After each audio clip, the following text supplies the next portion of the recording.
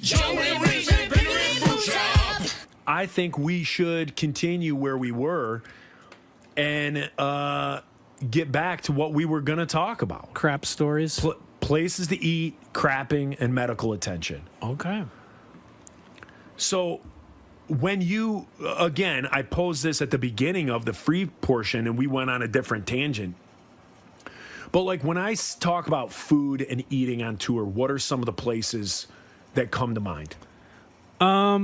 So I think Five Iron, our altogether favorite restaurant. There's a place in Chinatown in San Francisco called House of Nanking. If you can go to this restaurant, like if you go to San Francisco, you should go to this restaurant because it is the best restaurant you'll ever eat at. It's so good.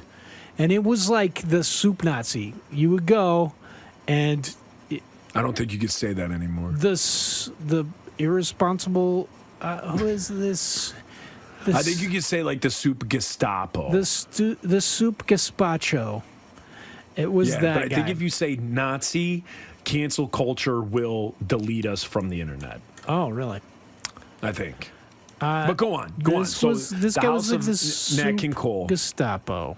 Yeah. Yes. So the guy, like there was just stories about people saying, hey, do you have sweet and sour chicken? And he'd just walk off. His name was Peter. He's the main chef and he owns it. That was a curveball. I'm going to be honest with you. I wasn't expecting Peter to be is his name. Running the House of Nan. Well, he is a Chinese American, I believe. But he would just turn and walk out. Or if you just were like, he'd just walk away. So can I get almond chicken? Yeah, you're getting cut. This is what you did. So you'd show up and they just put like a Xeroxed, like fingerprints, food spilled on it, menu down in front of you. And the idea was like, this is just, we just do this because Americans want to see it. Like, don't look at it. Don't do it. Okay, so, but most of the people had told each other, don't do it. Just tell them to, what do you want? I'll take the N4. No. You would just say, what do you like? What sounds good to you? Now, it sounds sketchy. Really? Yeah, it sounds like you're going to... So you're doing chef's choice in there. Right. But then they kind of open up and they're like, well, do you like chicken or do you like fish? Do you like pork? Do you want vegetarian? And then... if you just said that, any single thing they bring you. And I think it's still like that. Usually when you're there is a line out the building going around the block most of the time. So you go and you're glad to sit and then you just say, hey, we like chicken. Can you just bring us whatever you like? And whatever they bring you is the best food you've ever had in your life. Not lying. I'm not lying. It's so good. So we always recorded, with Saki in Concord, and that was, it was on the other side of the East Bay. The Bay. Yeah, but we'd go there once or twice while we were recording. Now, I have a question. Were you the type of band that when you went to a region, you wanted to eat what they had in that region? Or were you guys like the picky eaters where it was like, if I go to Kansas City, I'm not getting barbecue. Like when we went to Kansas, we were eaters, boy. We're Midwest kids. Yeah. So we're eaters. So if we went to Kansas City, we were getting ribs. If we were going to Dallas, we were getting Dallas pit barbecue. Yeah. If we went to Florida, we were getting Cuban food. Mm-hmm. Like all of that. If we went to Chicago, we wanted deep dish. All these different things. So whatever like regional stuff, that's what we always wanted. That was me and Keith in Five Iron, and some of the other guys sometimes. But like, I'm the same. I want Cuban food when I'm in Florida. I want barbecue in Kansas City. So, it was like that. We kind of found restaurants that we loved that we would go to every time we were in a place, like House of Nanking, Or there's one in Albuquerque called the Frontier. It's across the street from University of New Mexico. It's so freaking awesome. It's like they make two things well. They make breakfast burritos, and then they just have these pots of this New Mexico green chili. You just ladle it on yourself, and then they make these sticky kind of honey rolls, and it's like $7 to eat there. It's a bunch of college students. It's so good. So we go there every time. So stuff like that. Nice. But mostly, my band was not very good about eating the local culture. That's too bad. Yeah, because we were all about it. We loved it. So wherever we went, that's what we wanted. If we played Philly, we wanted cheesesteaks. I've already gone through all the, the stuff around the country. I loved it. And some of the places to me that stuck out were we played Bowling Green University. So we played Bowling Green Bowling State Green. University. I take that. I take that back. It wasn't Bowling Green. It was Miami of Ohio.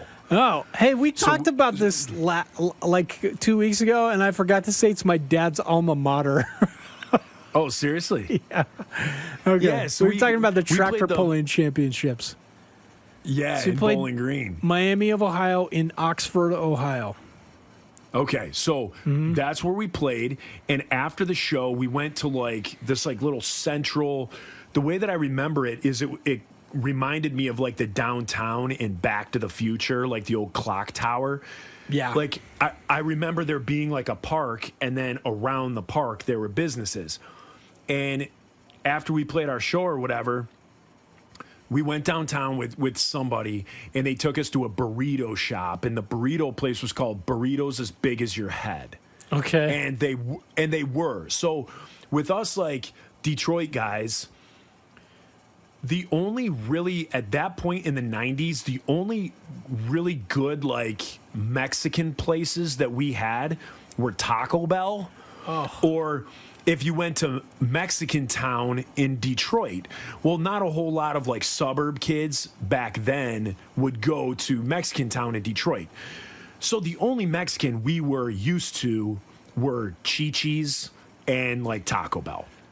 So this is the first place that we go that we're like graduated from high school, that we're kind of out on our own. This is the first place that like introduces us to like these giant burritos that are now everywhere. But this was a one and done place. It wasn't a chain. It wasn't a Qdoba. It wasn't a Chipotle. And so this place had the burritos that were like the size of a football, and they were amazing. That was a place that'll always stand out to me. It was just, it hit at the right time. And so you needed that much food. You were growing. You did. And then it was the type of thing that like, have you ever done this as well?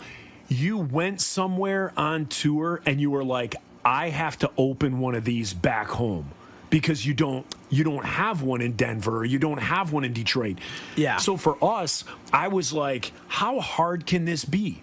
You make really good burritos, and that's all you do. You don't do tacos. You don't do anything. You open a tiny little place that's the size of a closet. You're cooking your chicken, your steak, your whatever. You have your tortillas. I was like, dude, you could make a fortune. Have a little place down outside the bar district. And at 2 o'clock in the morning when the bars are out, everyone just comes and grabs a $5 burrito. Everyone is good to go. So you start finding these places where you're like, man, I should take this back home. And then it was right around that time that when we were coming back from tour, that places, like a place opened in Ann Arbor called Big Ten Burrito. And it was the same thing, college campus. All they did was burritos, these giant burritos. And so, then obviously things started coming here. But that Burritos As Big As Your Head is one of the places that sticks out in my mind. Yeah. Another good one was in Dallas. There was a place called the Baker. I believe it was called the Baker's Rib. Okay. Something like that. And that was just, it was a barbecue joint that looked like it was sheet metal. Yeah. just kind of sheet metal put together. And we went in there, and I've had some of the best barbecue I've ever had in my life was at that place. That place was really good. Really? Yeah, that was fantastic. Did you guys ever eat at the Jewish Mother in Virginia Beach? Did you go No. to that place? It was No. they put on shows, like they had a venue attached to it, but then you get to eat Really? there at this, and their whole thing was like, I think it was actually a Jewish mother that started it, and it was like, we're going to give you so much food, you're not going to go hungry. Oh. So it was real good for being a growing Like boy. what? So like, was it like non-traditional Jewish food, or was it like Jewish deli? Could you get like Yeah. matzah soup? It was like matzo ball soup? Jewish deli stuff, but Oh, that's so phenomenal. much food. Like Yeah. pastrami, instead of bacon and stuff like that. Yes, that's what I'm thinking. So good. That's what I'm thinking. We have those here in Detroit. There's a chain, a local chain called the Bread Basket.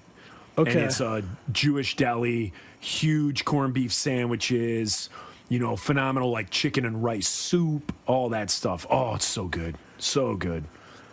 Well, if you when we go back on tour and we play in Virginia Beach, we'll have to eat at the Jewish Mother because I recommend it. Yes. And then Yeah. Or when we do a podcast tour. okay. The other thing I recommend is, or I don't know if you ever did this place in Columbus, Schmitz. No.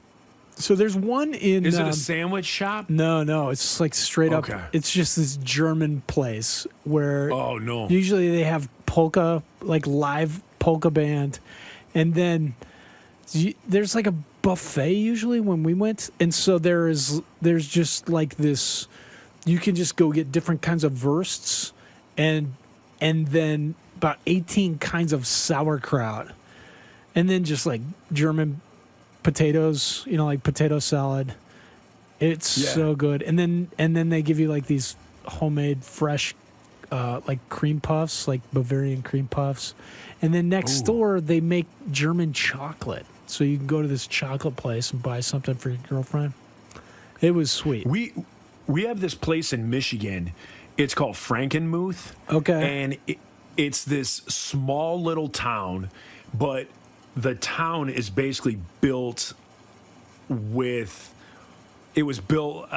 You know what? I don't even know the history of it. But what it is now is it's like a Bavarian village. Okay. So you go there, all the architecture, everything like that is Bavarian. Everything is German. There's one of the main restaurants in town is called Zender's. And then there's another one called Bavarian Inn. And you can go there and just same thing. Like you sit down and you get like family style. They bring out sausages, buttered noodles, like all this stuff. Spätzle. So you get the Spätzle, you get all that stuff. And it is freaking fantastic. It's good. So that's like our little place here in Michigan. That's like our little Bavaria. It's about an hour from here. And it's well worth the trip. Like people will go. There's a couple of like water parks in like the hotels. Oh, cool. So like so families will go up. You go up for the weekend. The town is like a little tourist town. There's somebody there. There's a candle store, and then there's like a trinket store, and all these different things. And then for some reason, at the one end of the town, there's this place called Bronner's. And Bronner's is famous in Michigan. It is the largest, supposedly in the nation, it's the largest Christmas store in the nation. This place is open 364 days a year. All it sells is Christmas stuff. Jeez. So in July, you can go in there, buy ornaments, buy a tree. It is Christmas in there every single day of the year. And so people go into Bronner's, and and the other thing, it's a huge Christmas store. When I say they don't sell anything but Christmas stuff, Yeah. that's wrong, because I think there's a section that kind of has like some dolls, and there's another section, because it's in Frankenmuth, there's another section that sells like all this like imported German, like if you want to buy like beer steins, like beer mugs, Yeah. you could buy that stuff there too. But I would say 90% of the store is Christmas. So if you guys come up here to Michigan, if anybody ever comes up to Michigan, and that sounds cool, it's a cool little town to go to, and it's a cool place to stay. So I mean, it's definitely worth a trip. So if you want something out of the ordinary, let's say you're celebrating an anniversary, a birthday, something like that, and you just want Hanukkah, something different. Kwanzaa. Yeah. Chanukah. Chinooka. You know, Go to you're there. looking. Yeah, go there. And you know, if you live in Ohio, Indiana, take a trip up to Frankenmuth. It's worth the trip. It's not super expensive, so it's not like you're paying to go to Cleveland or Chicago or something. It's just something different. It's a good time. Yeah. But check that out, because great food there as well. I have a funny story. Another one. I know I've just been talking for like 5 minutes straight. I like to hear you talk, Joe. But we were in California, and we heard that a video was going to be on MTV or something like that, or we had got SoundScan back, something, and we had hit like a milestone. And so we wanted to celebrate. So Tim Tabor sends us money or like wires us his credit card number or something like that for us to go out and have like a good band dinner. So we, in California, wherever we were at that point, in some city in California, Nate finds this German restaurant in the middle of nowhere to eat at. This is your celebration. This is our celebration, is this German restaurant. So I'm looking over the menu, and the only thing that appeals to me is the sausage sampler platter. Uh-huh. So my entire meal was about 8 sausages that are supposed to be shared by everybody. And it was like different mustards to dip the different sausages in. But I just had that as my meal. So I eat like 8 sausages that each one is probably 10 inches long. So I ate like 8 of them. That night, You ate we 80 finished inches of meat. Yeah, a sausage, street That's meat. sweet, dude. And so, yeah, John Holmes style. And so, Ron Jeremy. So after we're done eating, we have to drive to Oregon. So as we're driving to Oregon, I start getting like my head, I had the beginnings of like a little cold. So I had this cold, and I was taking cold medicine like Sudafed or something like that to clear out, my sinuses and all that. Well, as we're driving from California to Oregon, we have to go through the mountains.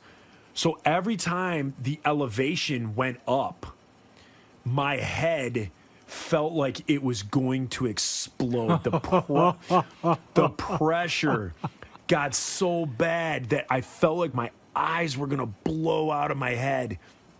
And this was all night. So I couldn't sleep because it was constantly up and down. So my eardrums felt like they were going to explode, my sinus cavity. And then when the truck started going downhill, then it was bearable. Like then the pressure started going, and I could like kind of breathe, and my ears weren't ringing. And then we'd go up the next hill, and it was brutal. It was so bad that when we get to Oregon, I asked the venue, I'm like, is there a clinic, like a medical clinic I could go to? So they take me to an urgent care, and as soon as they take my blood pressure, they're like, what the heck? They're like, do you have like heart disease in your family, or like what do you have? So we're trying to figure it out. You ate yourself to a heart attack. Yeah, I had eaten all the nitrates and all the salt in all that sausage. No. Well, I didn't remember when I was there. So I told them, like, well, I've been taking this medication and this medication. And as you know, and people listening, when you take decongestants, there's a stimulant in there. So I had eaten 3 pounds of sausage and taking all these, like, stuff from my sinuses, this decongestant that's making my heart race as well. I about broke their machine. And the lady was like, okay, lay off the salt, lay off this, lay off that. She's like, as soon as you get back, like, to Detroit, she's like, when are you going to be home? I think it was like a week. She was like, all right, hopefully that'll be enough time to get this through your system. And when you get home, you need to go to your doctor. So I was like, all right. So got the medication, got the cold like under control. So I didn't have that pressure, that popping sensation any longer.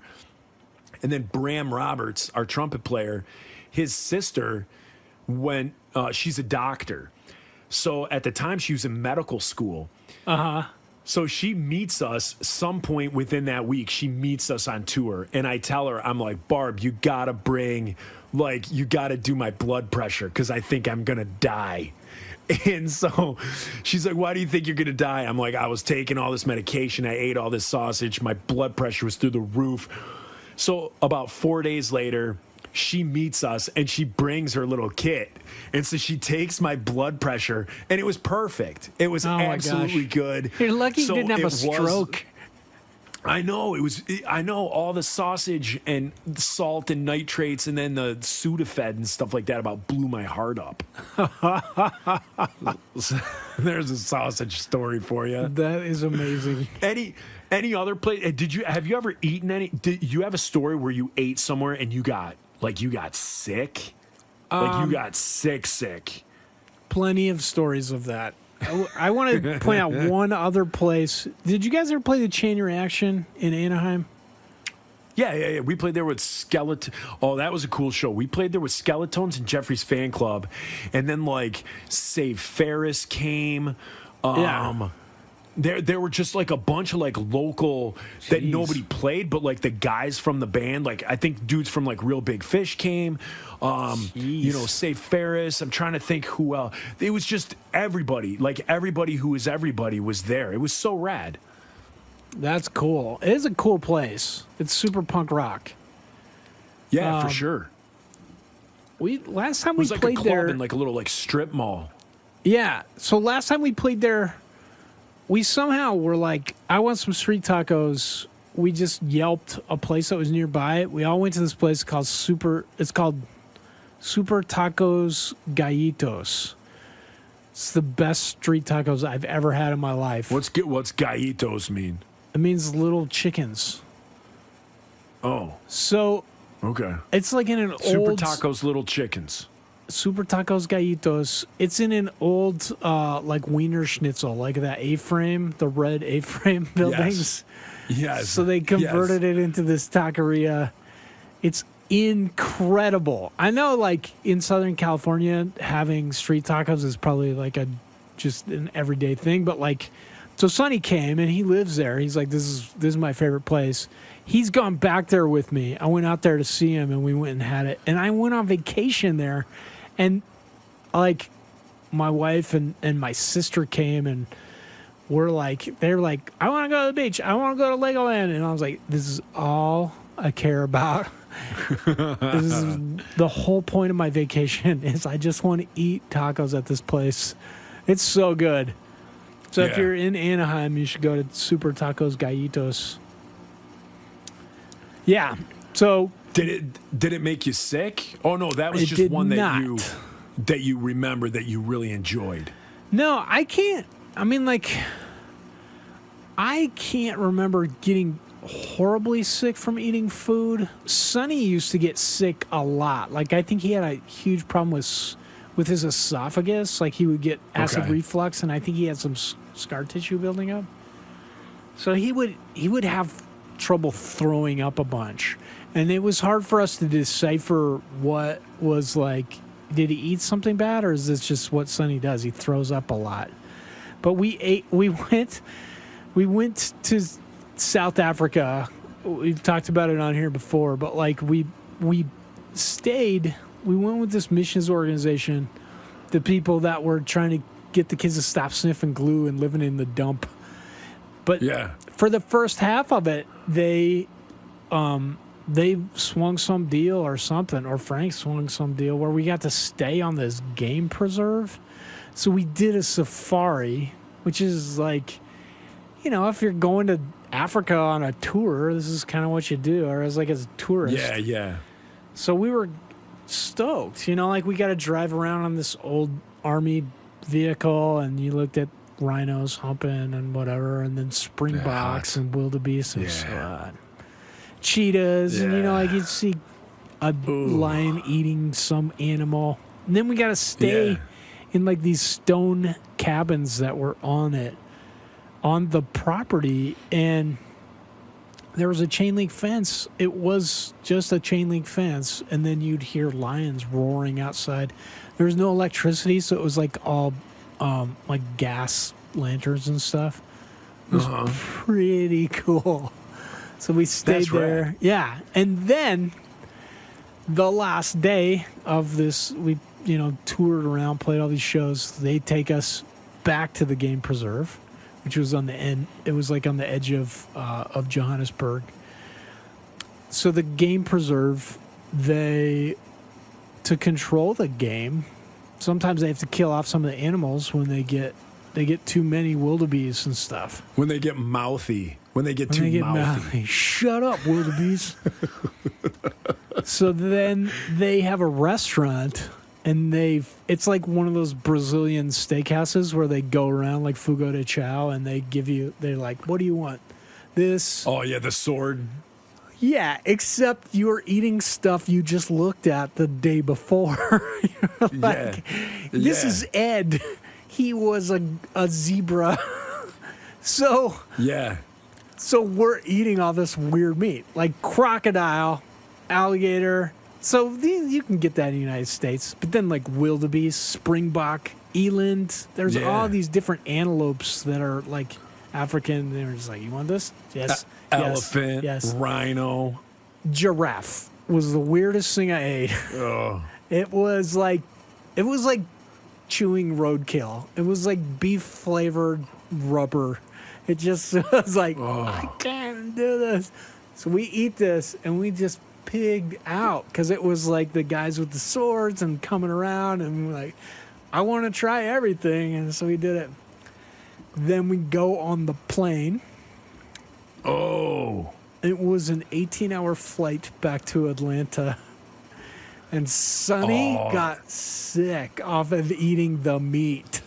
Half of eating the weird game meat. Oh. So, because he was eating everything too.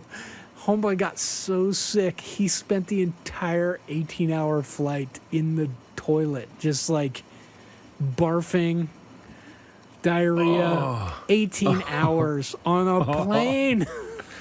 That's my biggest fear. One of my biggest fears in life is having to crap on a plane.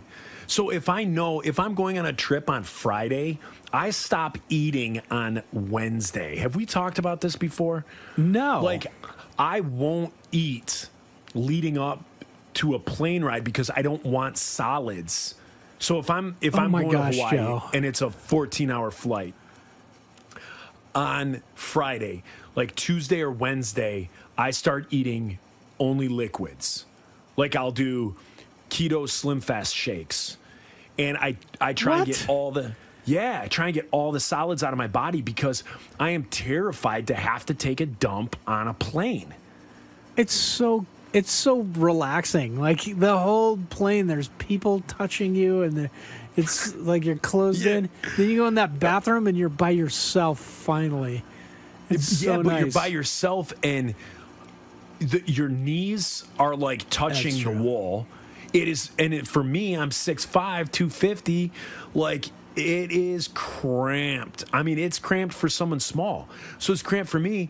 And then to open that door, and then everybody just gets hit with it, the funk, the farticles, all that. I do not want that to be me. So this is the God's honest truth. So I do a liquid diet. Wow, Joe. Probably 2 days leading up to flying. And then prior to flying, I take Imodium. So not only do I have nothing in my system, I then take Imodium to just be able to not poop at all. Oh my gosh. Yeah. Yeah, it's crazy.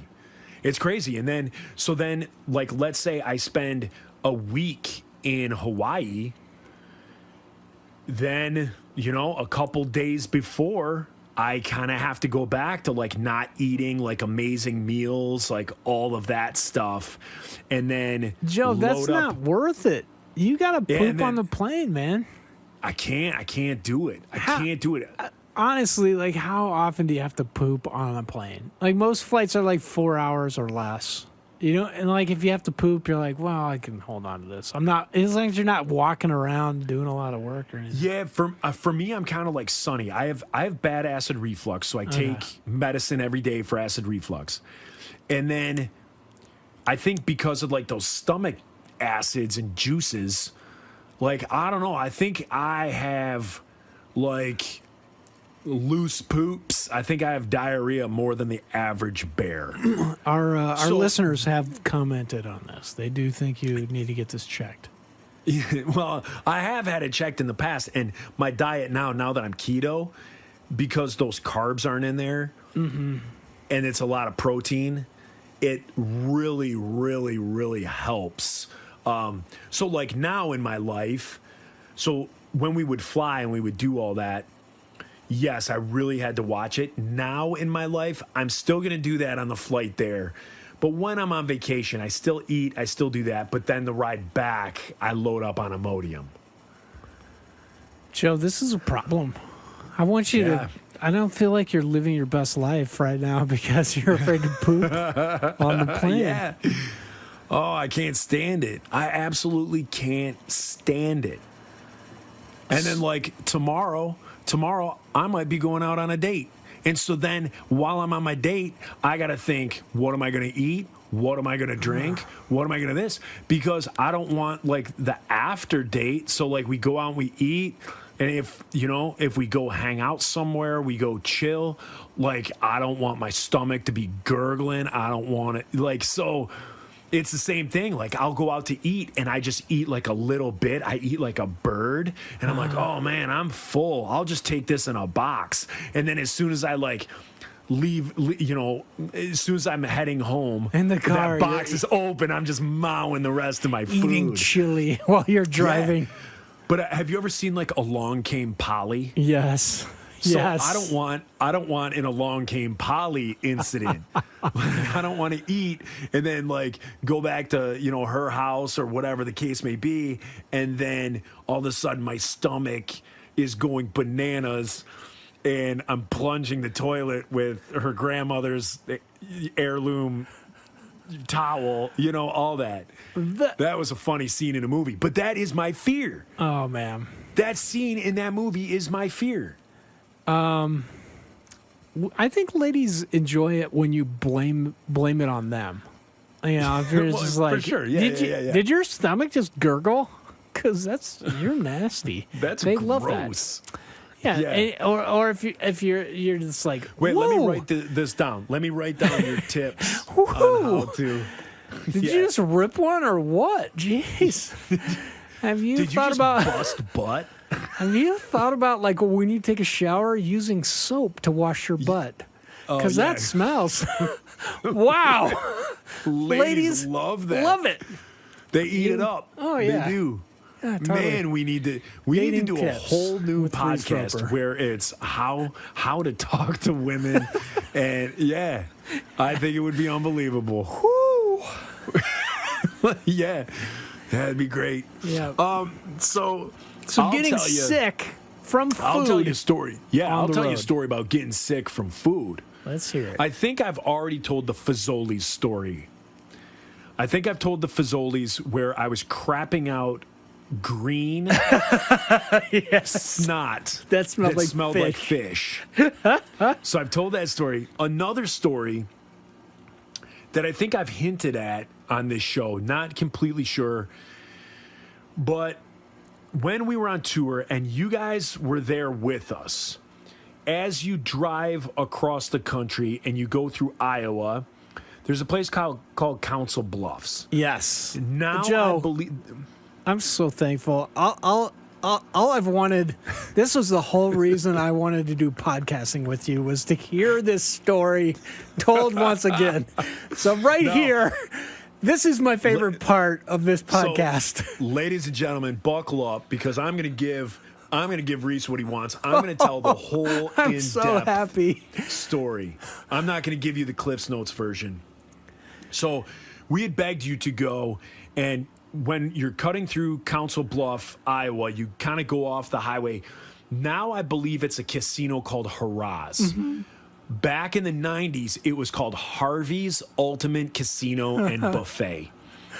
And this is like the last known, like at the time, it was one of those casinos that had this giant buffet that was dirt cheap. You know, now you go out to Vegas and all these buffets are $40. This was 1996, 97, 98. It was $8.42. $8.42 for this buffet. And what this buffet was, it was your normal buffet. And when I say normal, I mean in concept. The ingredients, the stuff that was out, was still way better than what would be at a normal, like, say, salad bar. like Golden But there was- Corral. It's better. Oh, way better. Yeah.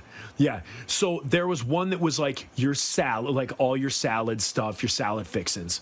There's all the normal things. Then there was one for like mashed potatoes, or if you did want the Golden Corral type stuff, there were like maybe some fried chicken wings, those types of things.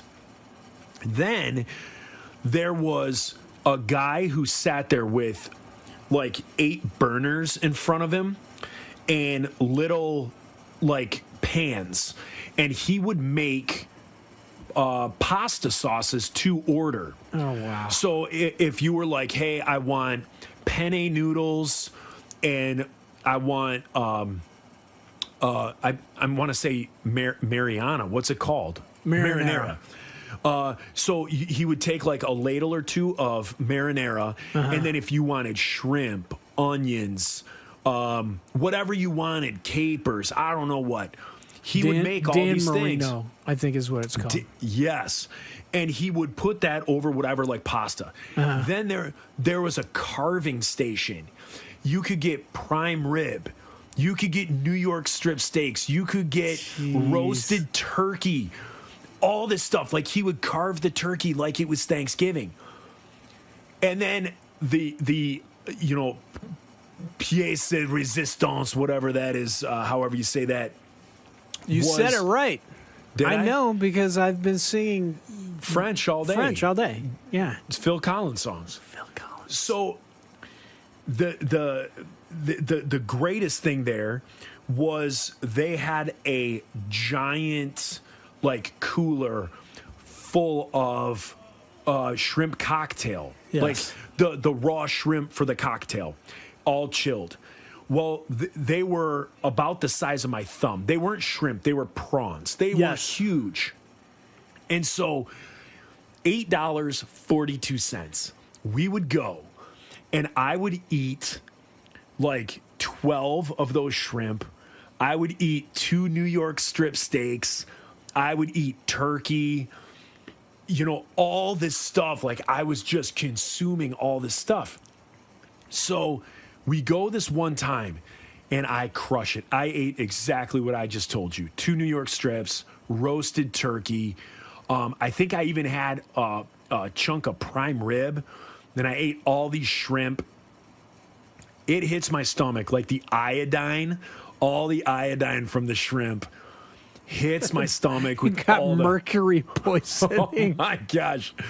I get up and I run to the bathroom. Now, right here, we're going to pause and I'm going to reverse it. So when we pulled in to the casino, it's a giant parking lot. Like, the casino stretches like, the parking lot is like a mile. It's like a mile It's long. forever. From the time you especially if you had a bus or a truck. Yeah. So you have to do the bus parking, or you got to park far enough where you can fit, right?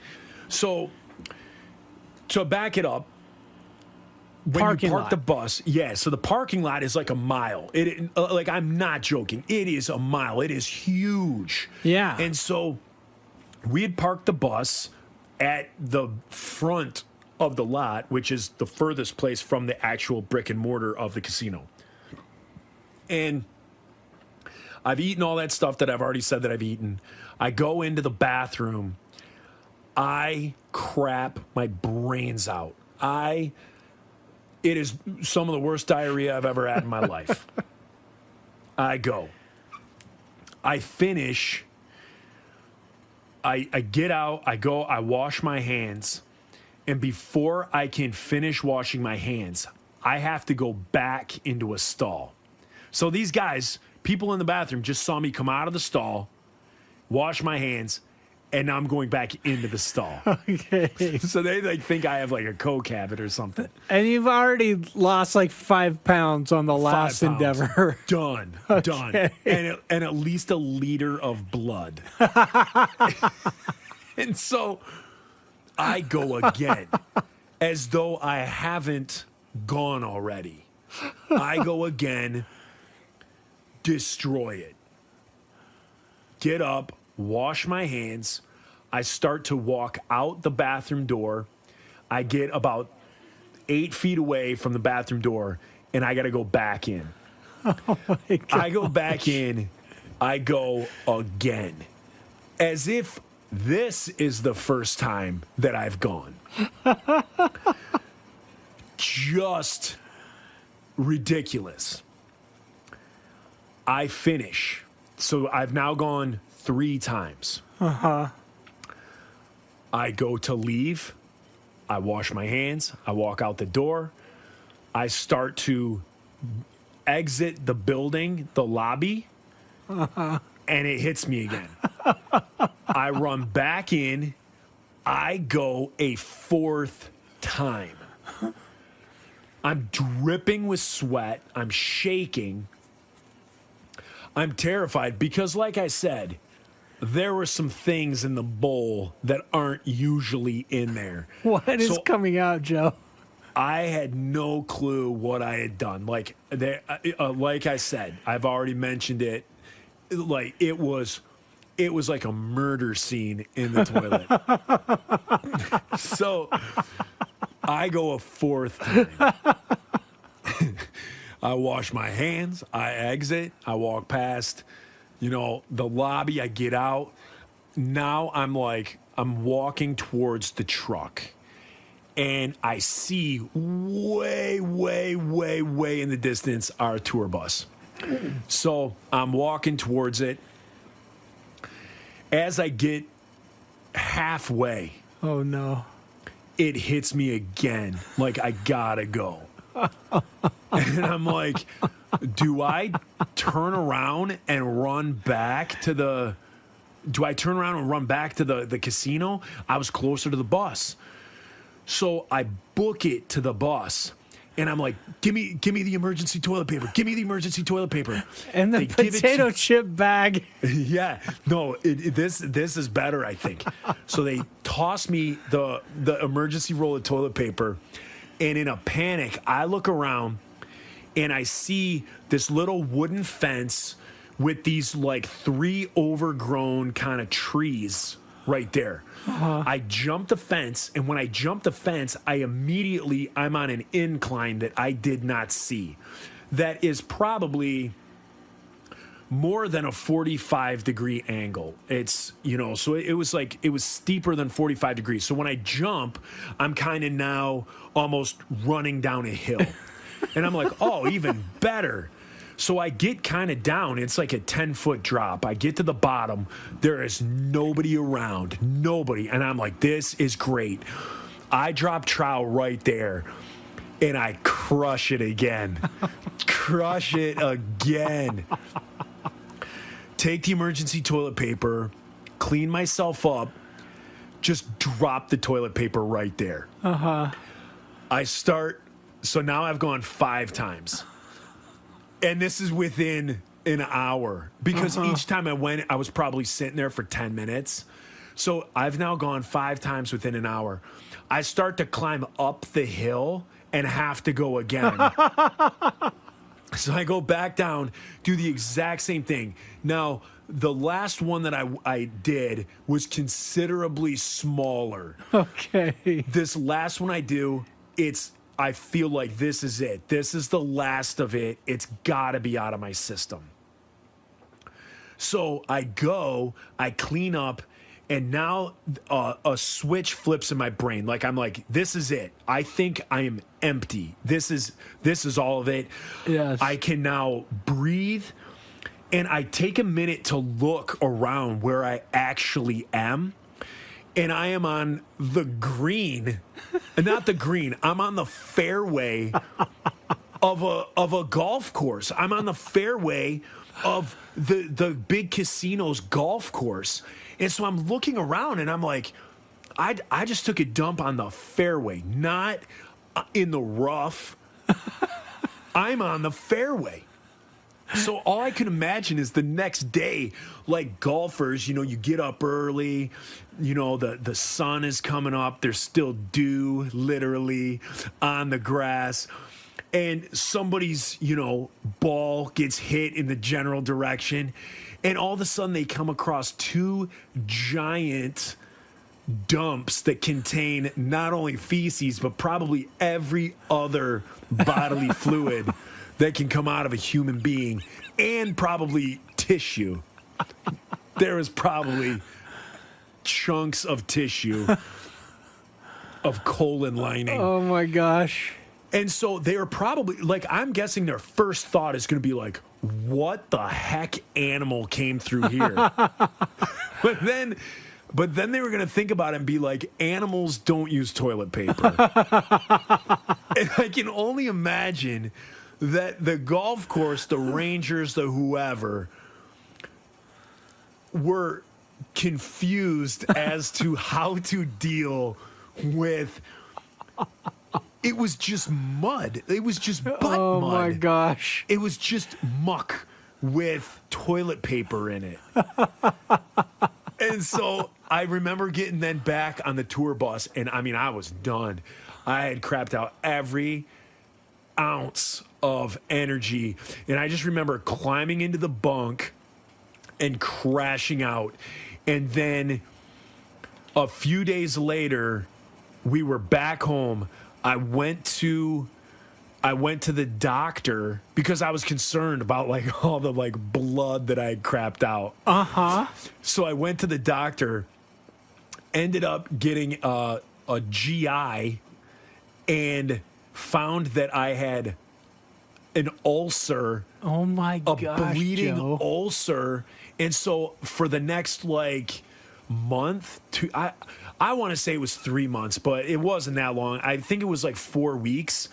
I was on tour on an ulcer diet. So as we just talked about, where we got to go to all these places and eat all this amazing food, the guys, we'd play Kansas City and they would get Kansas City barbecue, and I would have to get Bread. two chicken breasts unseasoned. He didn't even want me eating like pepper. Oh my Lord. So it was, I would always get 2 chicken breasts, and this was on our rider. So our rider had to be changed.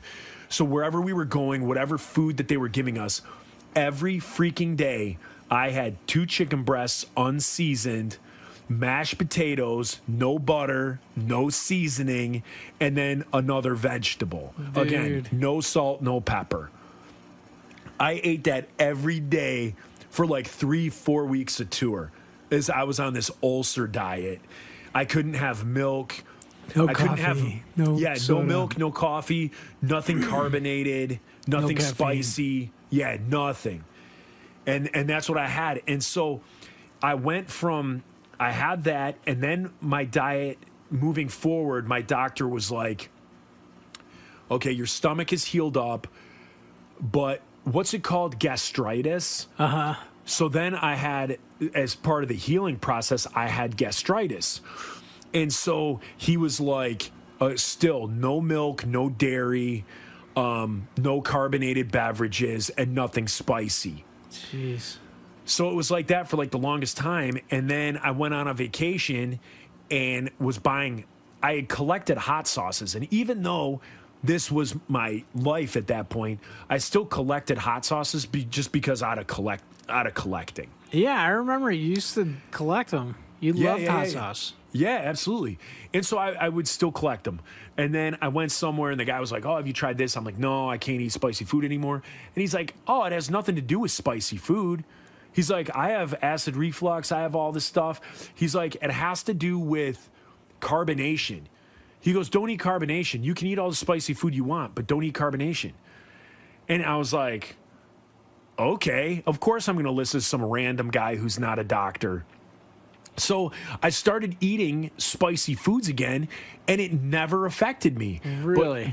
But I would drink like a can of soda, and I would be doubled over for hours. It would kill me.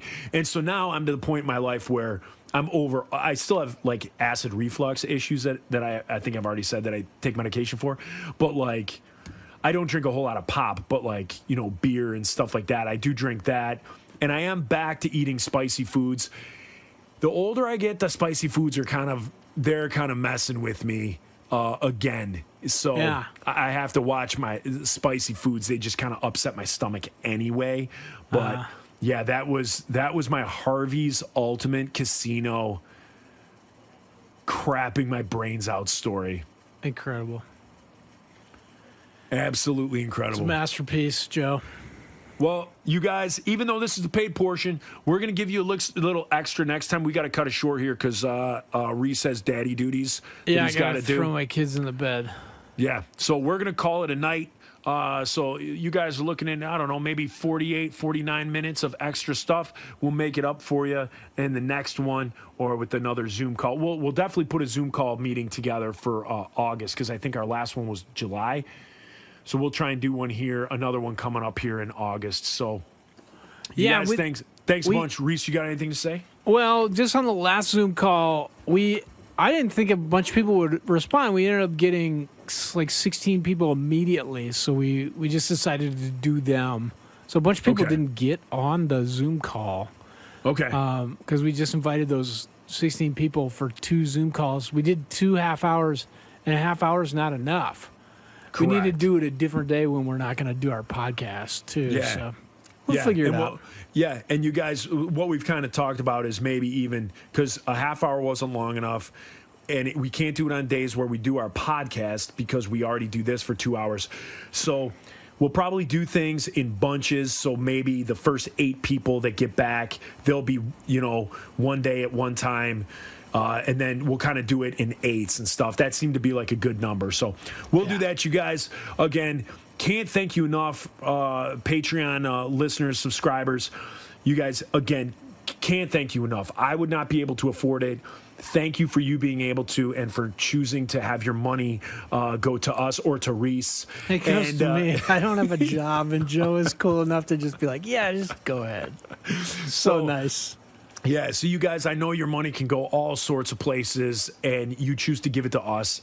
It's amazing. I can't thank you enough. Zoom calls aren't enough to say thank you, but we really do appreciate you guys and helping us out. Hopefully, just by connecting on social media, chit-chatting with you guys, doing that stuff can hopefully pay you back. Hopefully, that's fun doing. I know I enjoy when I hit somebody up that I don't expect to get something in return, or a podcast host or an athlete, and they text me back. I think it's rad. So hopefully the friendships that we've made on this show, and again, our silly little community, you guys appreciate as much as I do. But thank you for your money, and we're going to see you. See you guys. Thank you. Bye. Peace.